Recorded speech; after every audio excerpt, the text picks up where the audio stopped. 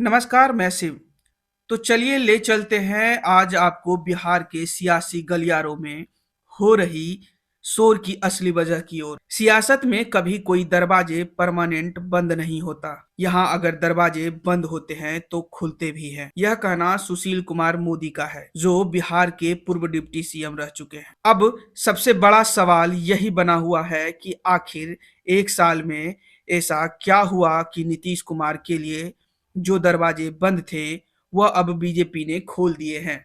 सुशील कुमार मोदी के इस बयान से स्पष्ट हो गया है कि नीतीश कुमार के लिए बीजेपी के दरवाजे एक बार फिर से खोल दिए गए हैं। इसके बाद बिहार में एनडीए सरकार का बनना भी लगभग तय माना जा रहा है। क्या बिहार में एक बार फिर से बीजेपी नीतीश कुमार की ताजपोशी करने की तैयारी कर रही है? और किन शर्तों के साथ बीजेपी नीतीश कुमार को अपने साथ लाएगी? सूत्रों की माने तो बीजेपी का पूरा नेतृत्व पिछले 48 घंटों से इन्हीं सवालों को सुलझाने की कोशिश में जुटा है। पहले आनन फानन में बिहार बीजेपी की कोर कमेटी के मेंबर को दिल्ली बुलाया गया। यहां प्रदेश प्रभारी विनोद तावड़े के आवास पर आधे घंटे से ज्यादा मीटिंग चली। जेपी नड्डा और अमित शाह के साथ अलग मीटिंग भी की। भाजपा सूत्रों और पॉलिटिकल एक्सपर्ट की मदद से हमने बीजेपी के भीतर चल रही गतिविधियों को समझने की कोशिश की है। तो सबसे पहले समझिए कि नीतीश कुमार के लिए दरवाजे क्यों खुले। बीजेपी चुनाव से पहले इंडिया गठबंधन को खत्म करना चाहती है। पॉलिटिकल एक्सपर्ट की माने तो लोकसभा चुनाव में बीजेपी के सामने सबसे बड़ी चुनौती नीतीश कुमार ही पेश कर रहे थे। विपक्ष के बिखरे कुनबे को एक मंच पर लाने का श्रेय भी नीतीश कुमार को ही जाता है। ये नीतीश कुमार ही थे जिन्होंने सबसे पहले कांग्रेस को गठबंधन के लिए तैयार किया। इसके बाद उन्होंने उत्तर प्रदेश, बंगाल, दिल्ली और कई राज्यों में ताबड़तोड़ दौरा किया। उन्होंने ममता बनर्जी और अखिलेश यादव को कांग्रेस के साथ आने के लिए भी राजी किया। जुलाई 2023 में वही पटना में बीजेपी विरोधी नेताओं को औपचारिक तौर पर एक प्लेटफॉर्म पर लाए। नीतीश कुमार देश भर की 400 से ज्यादा लोकसभा सीटों पर भाजपा के खिलाफ वन वर्सेस वन कैंडिडेट उतारने के फॉर्मूले पर काम कर रहे थे। उनका सबसे ज्यादा फोकस बिहार के 40, यूपी के 80, झारखंड के 14 और बंगाल के 42 लोकसभा सीटों पर भाजपा को पटकनी देने की थी।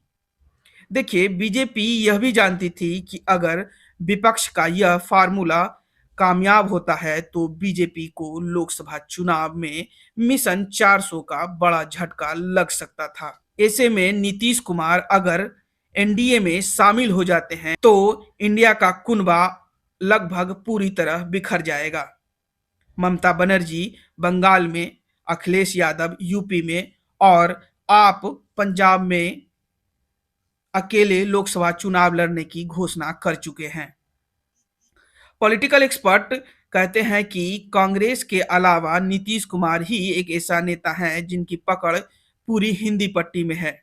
इतना ही नहीं, नीतीश का संबंध देश के सभी क्षेत्रीय पार्टी के नेताओं से भी बेहतर है। नीतीश के अलावा इंडिया गठबंधन में किसी नेता की इतनी पकड़ नहीं है कि वह सभी पार्टियों के साथ समन्वय स्थापित कर सके।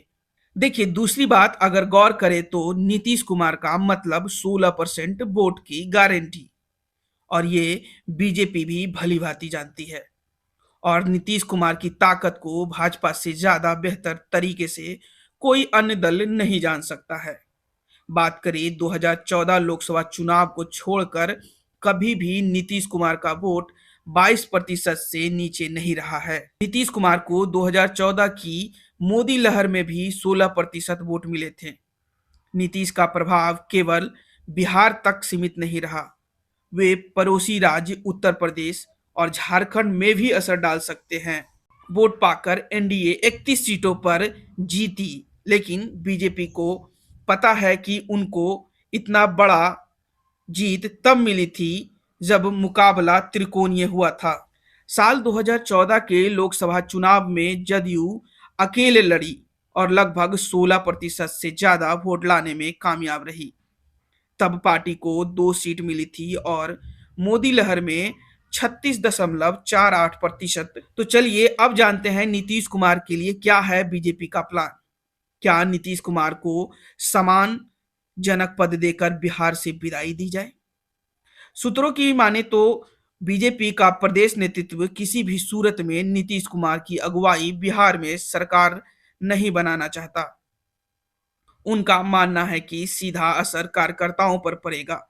भाजपा के संगठन में मंत्री स्तर के एक नेता ने आईएनडी बिहार को नाम नहीं बताने की शर्तों पर बताया कि पार्टी के लिए सबसे बड़ी चुनौती यहीं पर आ रही है कि उन्हें किस तरह बिहार से बाहर किया जाए। भाजपा सूत्रों की माने तो नीतीश कुमार को एनडीए संयोजक का पद ऑफर दिया जा सकता है।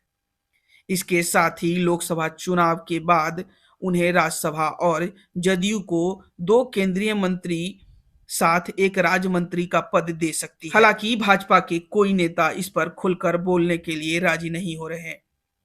देखिए, सूत्रों की माने तो बीजेपी एक बार फिर से बिहार सरकार में वापसी हो सकती है। इसके अलावा भाजपा की कोटे से 7 से 8 मंत्री बनाए जा सकते हैं। हालांकि यह चेहरे नए होंगे या पुराने को ही रिपीट किया जाएगा, इस पर बीजेपी पार्टी के कोई नेता स्पष्ट बोलने से बच रहे हैं। फिलहाल हमें दीजिए इजाजत। तो ऐसे ही तमाम खबरों से जुड़े रहने के लिए हमारे चैनल को लाइक शेयर सब्सक्राइब जरूर करें। धन्यवाद।